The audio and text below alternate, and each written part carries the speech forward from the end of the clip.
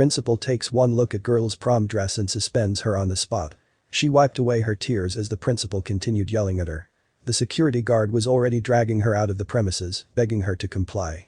But how could she when they had singled her out from a crowd of 500 students? She speed dialed her dad's number. If they wanted war, she'd give them one they'd never forget. It had been a difficult month, felt like nothing going her way. A senior in high school, she lived her life like many girls her age. She had a small circle of friends she adored, a school crush she'd have given anything to muster the courage to talk to, and the urge to ace all her classes. But this didn't mean Macy was like many of her peers. Where most 16-year-olds are worried about what college they'll attend or who they'll go to prom with, Macy's interests dwelled elsewhere. A daughter to a Navy SEAL, she rarely saw her dad, if ever. She'd only been with him for a few months in the last 5 years, all sparsely spread out in short weekly periods. With everything within her, she hoped he'd be around to at least see her in her prom dress. Macy and her dad had always had a special relationship. After losing her mom at birth, she became her dad's favorite human. From his accounts, her mom had the biggest plans for her. She wanted to spend time gossiping with her the way moms and daughters did, wanted to take her to the mall on ice cream runs, and to get their hair done. But sadly, Macy never knew such a reality. Given her dad's occupation, she spent most of her life with her paternal grandparents in Tampa, Florida. She grew into a bright, respectful and brave young lady, hoping to make everyone proud. To her, prom night was all about celebrating who she was. She wanted to show her love for culture, while also giving the nod to her late mom. She had no idea it would all come crashing down on her. Macy started preparing weeks before her big night. With her grandma's endless knowledge of fashion design and sewing, she was able to pinpoint the perfect dress she'd wear to the event. The gown was a beautiful red cheongsam dress. Macy and her grandma spent hours planning the details, from the color to the silks and brocade they'd use. But the dress would bring nothing but pain. Prom night was right around the corner, and Macy's dress was coming out great. The school had instructed a simple but elegant dress code, asking the attendees to refrain from wearing anything too revealing or inappropriate. Macy ensured her gown fitted the requirements. She didn't want her night to be ordinary. Little did she know it would all end in tears. The big night came, and Macy and her friends jumped into her grandma's station wagon, ready to have the time of their lives. The drive was short. Before the girls knew it, they were standing before their school's massive double doors. A few teachers lined the 90s-themed entrance next to some parent volunteers. Macy's grandma dropped the girls off and drove off after wishing them an eventful night. The girls quickly got to business, Macy leading them through the doors. But they weren't 5 steps into the building when someone called her name. The voice was gruff and heavy with authority, shooting a cold rush up her spine. She froze in place. Her eyes turned to her friends, who were just as still as her. Only one person could inspire such fear. Miss Everett, the principal, Mr. Johnson, called again. His black suit sheened under the blue and green hall lights, making him appear as ominous and deadly as most students believed he was. Standing at 7 feet, he usually towered over everyone while walking down the school hall. A word, he seethed, pointing to the side where his office awaited hungrily. Macy nodded and handed her clutch bag to one of her friends. She hoped everything was okay. Macy had rarely gotten in trouble at school. In her years as a junior, she'd only been in detention once. She had a great relationship with the school faculty, whether teachers or non-teaching staff. So when the principal asked her into the office, she didn't think much of it. An A student in computer studies, she was the go-to person for most teachers who needed help with their phones and laptops. She was wrong to think that was the case here. "A seat, miss Everett," Mr. Johnson said with his gaze sweeping Macy from her neck down to her feet. He tilted his head, his eyes keen on her dress. "Where did you get that dress?" he asked, and Macy happily answered. "I made it myself. Well, my grandma helped." She wasn't sure what was going on, but still maintained a smile as she explained everything to her grandma, and she went through making the gown. If she only knew what was going on inside the principal's head. Mr. Johnson complimented the dress, telling Macy that it was thoughtful of her to include her grandma in its making. But that was the extent of his compliments. His face fell almost immediately, the fascination in his eyes turning into pure malice as his smile faded. What he said had Macy springing to her feet. "I saw your grandma dropping you off a minute ago," he stated calmly. "I bet she's still in the neighborhood. How about you call her to come to pick you up?" Macy stood. Was the principal joking? She tried to grin, thinking this was a joke. But Mr. Johnson's lips did not curl. He stared her dead in the eyes and offered her a different choice. "Your grandma can come to pick you up, or she can go home and bring you a change of clothes," Mr. Johnson said. It took Macy a minute to realize that the man was serious.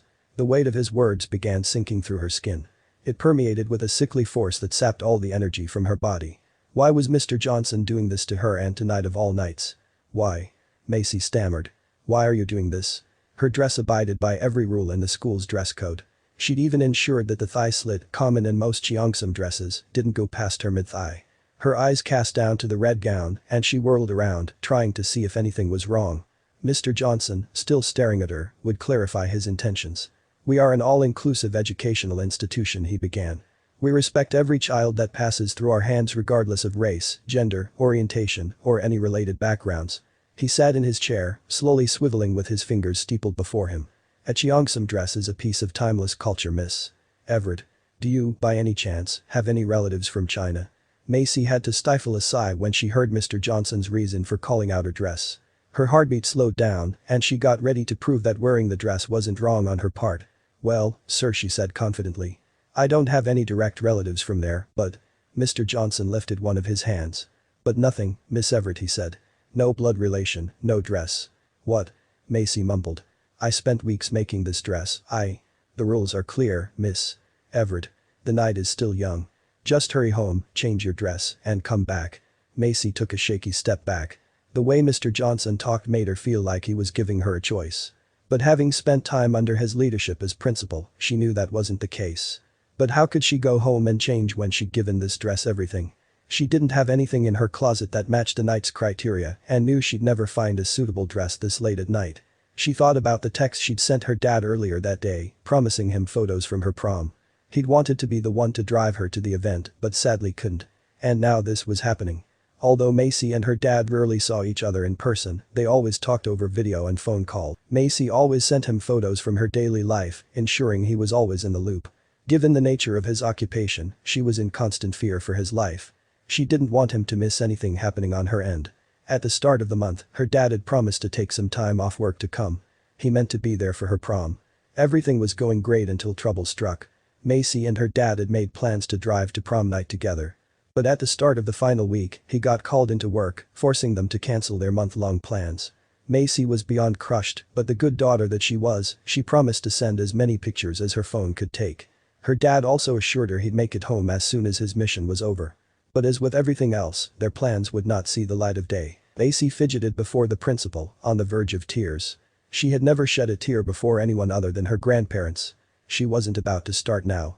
Knowing that the best way to handle this situation was to at least try and meet the principal halfway, she thought of a way to ensure every concerned party went home happy. "You're quiet," the principal said. "I need to know that you understand what I am saying. Cultural appropriation is nothing to scoff at." Macy nodded. But instead of turning to leave, she stepped toward the principal's desk and said, "But is it alright if I take a few photos for my dad? He's not around and I promised to send a few." She hoped the principal would at least hear her out. Macy explained how much she'd been anticipating this night. She even told Mr. Johnson about her dad being unable to make it and how her dress was to pay homage to her late mom. "Was your mom Chinese?" the principal asked mockingly. "No," Macy answered. "But she was a designer back in the day and worked with a few Chinese fashion houses in Beijing." "That changes nothing, Miss Everett," the principal answered. Macy turned around and walked away, her heart throbbing and her sight blurred from stemmed tears. There was no way she could disobey her principal. But she thought about salvaging the situation with a few photos for her dad. 1 or 2 snaps on her way out of the building wouldn't hurt anyone. She should have known that was a bad idea. Wiping her eyes, so no one in the hallway knew she was upset, Macy fished out her phone and asked one of her friends to take some photos. She'd already told them that she had to rush home, knowing she wouldn't be coming back. But she'd barely taken the first 5 pictures when Principal Johnson strode out of his office. His jaw ticking, he asked Macy why she was still on school property. "I'm just taking a few photos for my dad, then I'll leave," she answered quickly and respectfully. But instead of giving her the minute or so she'd need to see her activity through, the principal waved over the security guard. "Please escort Miss Everett here out of school grounds," he said. "She needs to respect other people's cultures. We don't condone any form of appropriation in this institution and I hope she understands that." The security guard was kind enough to ask Macy if she had all the photos she needed. But as they slowly walked through the hall, the principal stepped in, handing Macy a warm sheet of freshly printed paper. Her eyes perused it, the words 2-week suspension catching her eye. "Your dress is offensive," he said. "Putting aside the fact that it appropriates another culture, which is disrespectful in itself, that slit right there will cause a stir at the dance. We don't want the boys to be having impure thoughts." "What?" Macy asked. How was she getting suspended for a simple dress? To make matters worse, she got all this treatment when she obeyed the principal's order. The tears she'd been holding off since the start of this entire debacle finally broke through her lashes. She dashed them away, speed dialing her dad's number. She should have known that he was already on his way on a surprise visit. Disclaimer. To protect the privacy of those depicted, some names, locations, and identifying characteristics have been changed and are products of the author's imagination. Any resemblances to actual events, places, or persons, living or dead, are entirely coincidental.